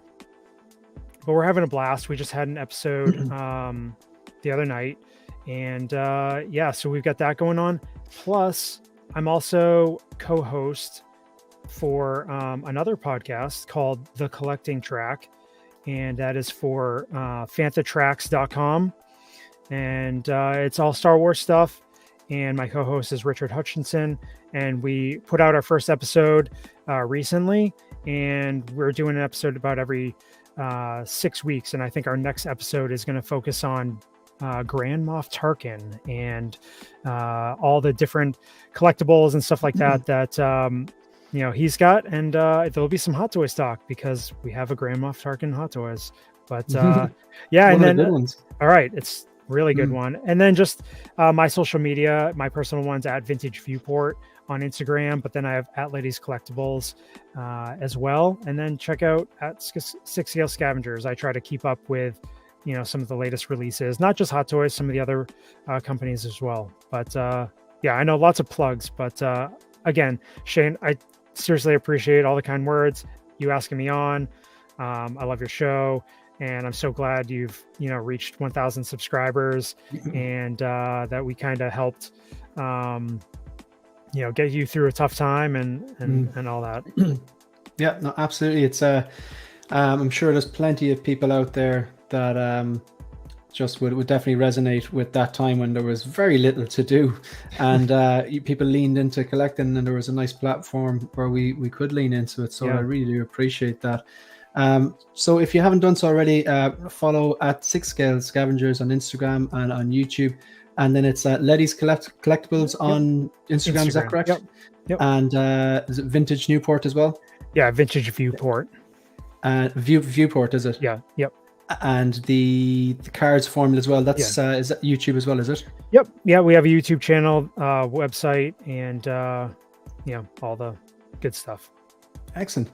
Right, really quickly. So I just go through some of this stuff. I don't want to conscious if I'm already taking too much of this man's time. So if you haven't done so already and you like the content, sub to 16 Figure Focus on YouTube and follow at 16 Figure Focus on Instagram. All the photos, basically everything you see in the background has been photoed, and it's on the grid there if you want to check. In terms of content, this went up yesterday. Just my thoughts on this dark photo. This is literally darker than the film, and that's saying something. But my thoughts on this particular these two releases, and of course the in-art Joker, the updated production photos. And this one isn't live yet, but it's just part of a series I like to do called 10 Things I Love About. And this is about the MCU and just 10 things I think they've done right. I'm not going to tell you what this is, but that will go up within the next few days. Maybe give it a watch. This was today. This is tomorrow. Looking forward to that. And then next week, we have another scavenger. You probably worked out who it is, but I'm not telling you who it is. But you know who it is. 50-50 chance. So, yeah. And then later on today, see if I can get this working. I do if I can manage to get this. 1 second now. I think I have it. Has it? No, it's not actually working for me. It's gone later on today. I'll be on 16 Fix. I think it's at 6 o'clock my time, which would be 1 o'clock New York time. Don't do maths on the radio. And then 10 a.m. West Coast, I believe. My math's okay in there. Chris, thank you so much. People in the chat, thank you so much. Thanks for people's generous donations. Again, it's going to a good cause. So we're going to finish off. So thanks very much, folks. See you in the next one. Thank you. We'll Good see you. luck. See you.